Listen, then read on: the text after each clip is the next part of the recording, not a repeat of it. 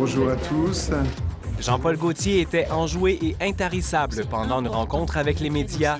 Il a passé en revue ses 35 ans de carrière en racontant de nombreuses anecdotes. Sa première création lorsqu'il était enfant, un soutien-gorge pour son ours Nana.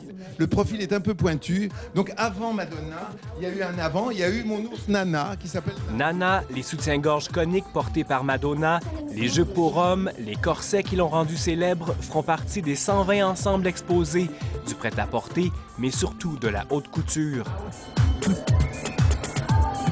À une époque, je sais qu'on m'aurait dit la mode au musée, je dis oui d'accord quand je serai mort. Bon, je suis pas encore tout à fait mort, et déjà ça va être au musée. Cette première rétrospective Jean-Paul Gaultier se déroulera à Montréal plutôt qu'à Paris, ce qui n'étonne pas le designer. Le français, il faut qu'on ait déjà des références, il faut qu'il y ait de l'argent derrière, il faut quand même une espèce de code du savoir-vivre et du bon ton qui fait qu'on ne peut pas risquer au départ. C'est ça, un petit peu plus, un peu moins... Et les Français aiment moins les risques, ils aiment le confort. Il a fait appel au metteur en scène québécois Denis Marleau pour diriger des mannequins vivants qui feront partie de l'exposition.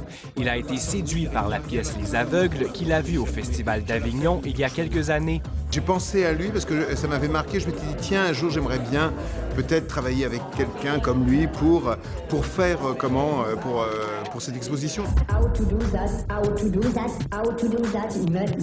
Surnommé l'enfant terrible de la mode depuis les années 70, Jean-Paul Gaultier continue d'assumer des choix audacieux, comme de faire appel à des mannequins de taille forte.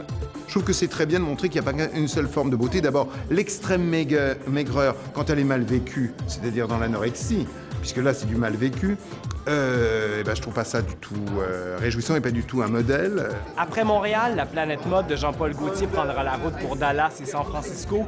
Le Musée des Beaux-Arts de Montréal souhaite évidemment présenter son exposition en Europe, où plusieurs ententes ont déjà été conclues.